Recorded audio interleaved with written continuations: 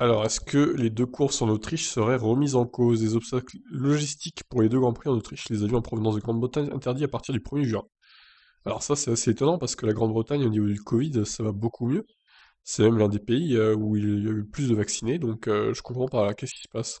La F1 continue à avoir des obstacles sur sa route pour garder intact un calendrier complet de 23 courses pour 2021. Jusqu'à présent, plusieurs courses ont été reportées, annulées ou remplacées. La dernière solution, suite à l'annulation de courses au Canada et en Turquie, étant une deuxième course en Autriche.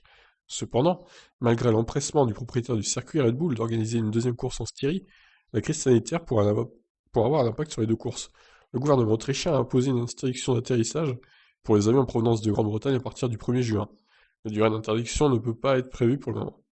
Alors les complotistes diront, ouais, c'est à cause, c'est l'Angleterre qui veut pas que on fasse deux courses en Autriche pour pas que Red Bull gagne. Ouais, non, là, ce serait un peu trop quand même.